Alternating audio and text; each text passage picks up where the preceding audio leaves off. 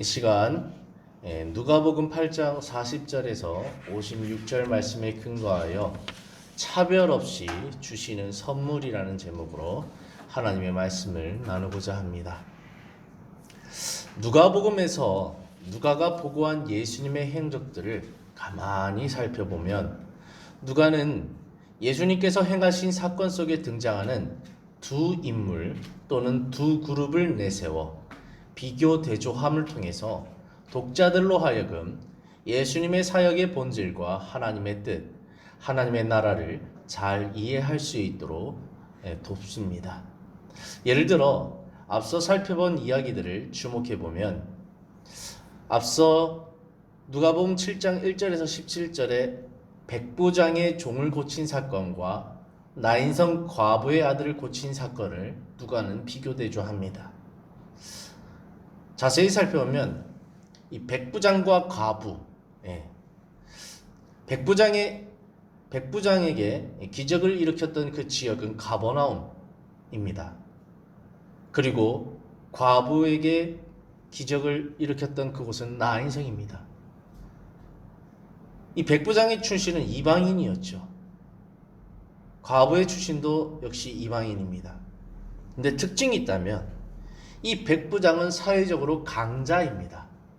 권력이 있고 100명의 군대를 거닐 수 있는 힘이 있는 지역 유지였던 것이죠.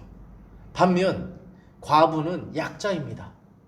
사회에 끼지도 못하고 힘이 없고 왜죠? 남편이 없으므로 생계가 급급한 어려움에 처한 불쌍한 여인에 불과합니다. 그래서 누가는 이 강자인 백부장과 약자인 과부를 이렇게 내세우면서 하나님의 이야기를 들려주는 것입니다. 이 백부장은 업적이 있었죠. 어떤 업적이죠? 유대인을 위해서 회당을 지어주었습니다. 그래서 무리들이 왔을 때에 유대인 장로 몇이 요청을 하죠. 예수님, 이 사람은 합당한 사람입니다. 그렇기 때문에 이 사람의 종을 고치는 것이 합당합니다. 명분이 있다는 거죠. 공로가 있으니까 예수님께서는 반드시 고쳐주셔야 된다라고 요구하죠. 근데 반면 과부는 업적이 없습니다. 성경에 보면 그저 예수님이 지나갈 때 울고만 있었어요. 장례 중이었거든요. 근데 예수님께서는 누군가 요청하지도 않았고 과부가 예수님에게 자기 아들을 어떻게 해달라고도 하지 않았고 그저 울고 있는 그 여인을 바라보며 긍휼히 여기사 다가가십니다. 그래서 예수님은 백부장의 이제 종의 이 병에 대해서 유대인 장로 몇이 요청할 때에 이제 고치러 가려고 할 때에 백부장이 말씀만 하여 주시옵소서라고 하죠. 그래서 말씀으로 백부장의 종을 고치게 됩니다. 반면 요청도 안 한 이 나인성 과부의 아들은요, 예수님께서 관에 손을 대서 죽은 아들을 살려주십니다. 누가는 왜 이렇게 사회적으로 강자와 사회적으로 약자를 이렇게 내세우면서 예수님의 사역을 보고했을까요? 동시에 두 가지의 관점으로 보고한 것이죠. 이 누가가 알려주고 싶었던 것은 무엇이냐면 바로 유대인이든 이방이든 상관이 없다. 강자든 약자든 상관이 없다. 공로가 있든 없든 상관이 없다. 사람이 보기에 합당하든 합당하지 않든 그것 또한 상관이 없다. 믿음이 있든 없든 예수님께 요청을 했든 안 했든 그것은 상관이 없다. 오직 하나님의 나라는 예수님을 통하여서 차별 없이 선물로 임하는 것이다 라는 것을 일깨워 주기 위해서 이렇게 의도적으로 두 이야기를 비교 대조하면서 동시에 보고하고 있는 것입니다. 그래서 하나님의 나라는 강자든 약자든 차별 없이 경험할 수 있는 나라다라고 알려주고 싶었던 것이죠. 왜죠? 이 당시 사람들의 통념은 뭡니까? 공로가 있어야 되고 강자가 돼야 되고 뭔가 내세울 게 있어야 하나님이 돌보신다라는 통념, 유대인만 돌보신다는 그 통념을 누가는 깨주고 싶었던 것입니다. 또 이런 맥락에서 앞서 살펴봤던 누가복음 7장 36절에서 50절 말씀에 또 보고가 있죠. 어떤 보고가 있습니까? 바리새인과 향유 부인 여인을 동시에 보고함으로써 또 비교 대조합니다. 바리새인은 어떤 자입니까? 자칭 의로운 자죠. 근데 향유를 부은 한 여인은 어떤 자입니까? 동네에서 죄를 지어서 배척당하는 자죠. 자칭 의로운 자와 동네에서 죄를 지어서 불의한 자, 이것을 동시에 내세웁니다. 그리고 바리새인은 사회적으로 강자입니다. 이 한 여자는 죄를 지어서 동네에서 격리된 약자입니다. 이제 바리새인은 어떤 행위를 했습니까? 이 바리새인은 예수님께 초대를 합니다. 같이 식사 한번 합시다. 그래서 자기 집에 초대해서 식사를 대접하고 있죠. 근데 이 한 여자는 어떻습니까? 이 식사 도중에 난입해서 예수님 발에 향유를 붓고 머리털로 닦고 발에 입을 맞추며 울며 예수님을 의지합니다. 근데 놀라운 것은 바리새인의 이 초대, 식사, 이것은 빈마음이었다는 것을 나타내고, 이 향유를 부은 여인의 마음은 간절한, 절실한 마음이었다라고, 꽉 찬 마음이었다고 누가는 보여주고 있는 것입니다.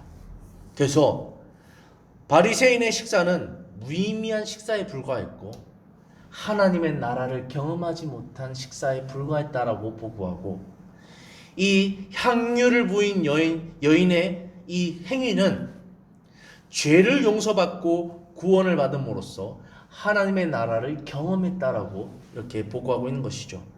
그래서 누가가 이렇게 고의적으로 이 향유를 부인 여인과 이 바리새인을 동시에 보고함으로써 알려주고 싶었던 것은 하나님의 나라는 사모하는 자에게 임하는 것이다.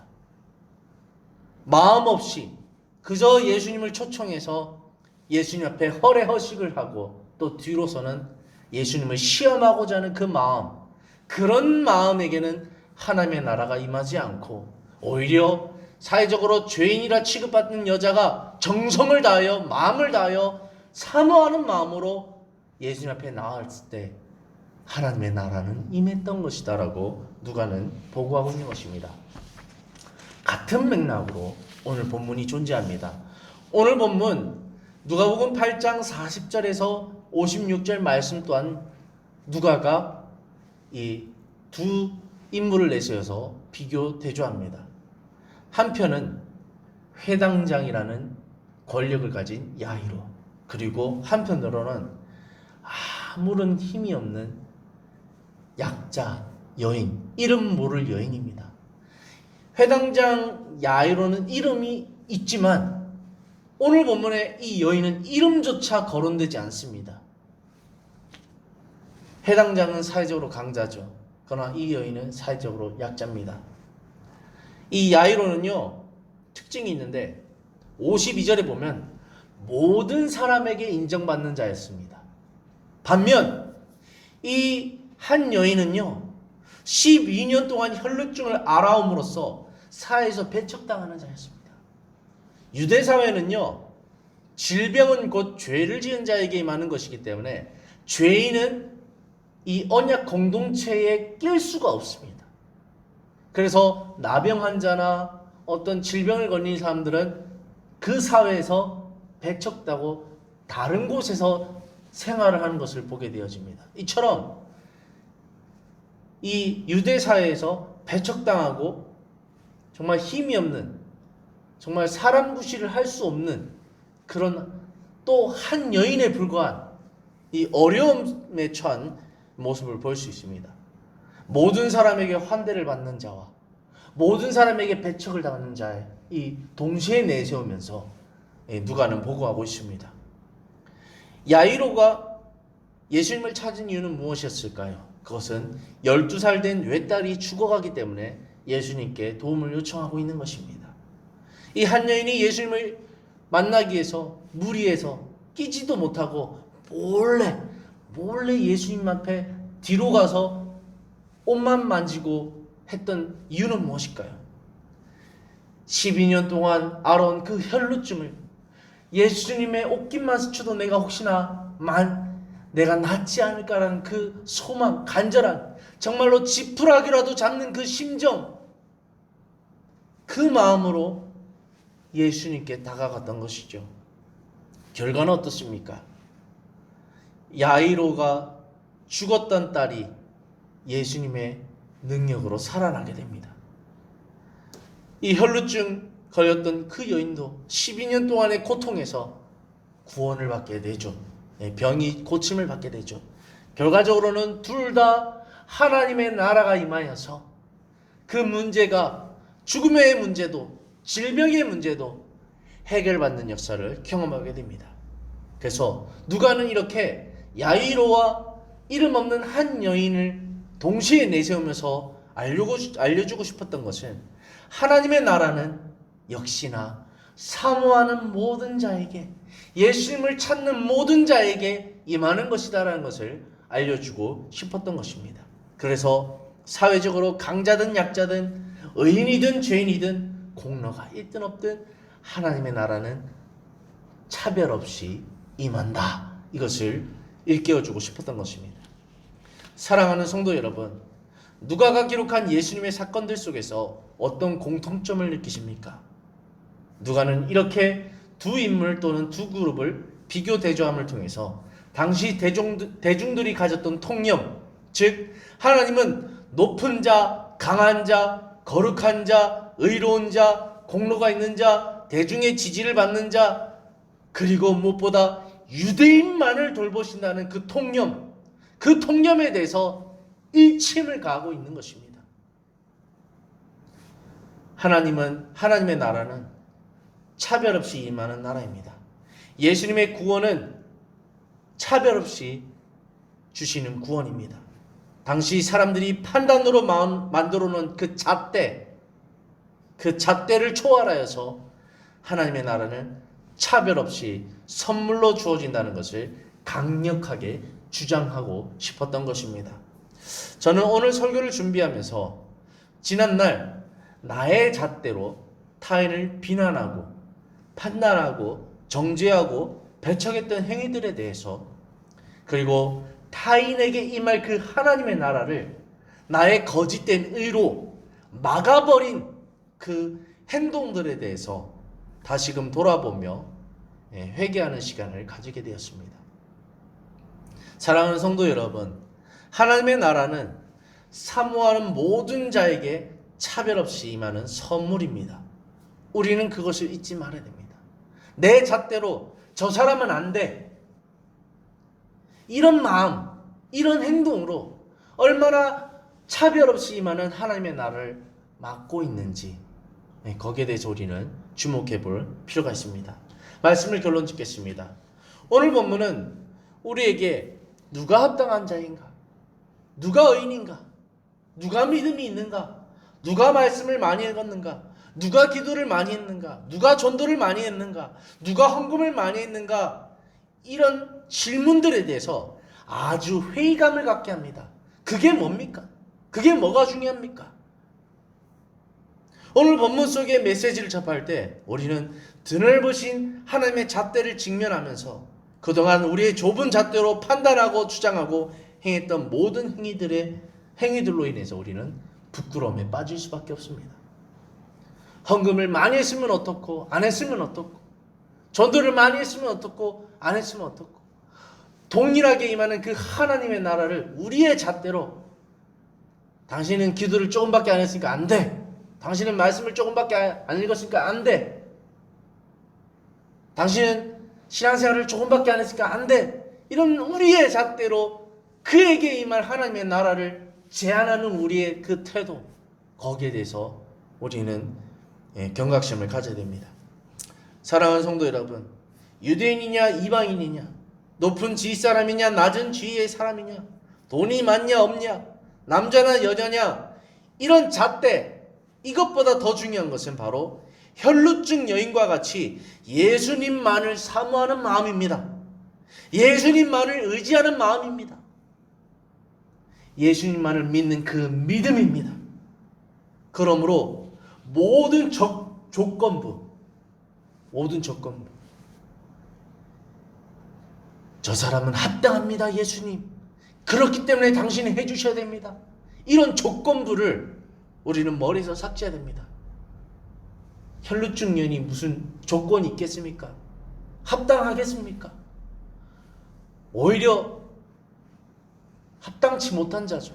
그런데도 그에게 임하는 하나님의 나라를 기억할 때 우리는 모든 조건부를 제거해야 됩니다. 우리는 오직 하나님만을 사랑하며 하나님만을 의지하며 하나님만을 믿음으로 이 땅에서 차별 없이 선물로 주시는 하나님의 나라를, 구원의 역사를 마음껏 누릴 수 있어야겠고, 또 더불어서 우리에게 임한 그 하나님의 나라가 이웃에게도 차별 없이 선물로 주어지기를 소망하며 막는 자가 아니라 열어주고 도와줄 수 있는, 섬겨줄 수 있는 그러한 삶으로 나가야 하겠습니다.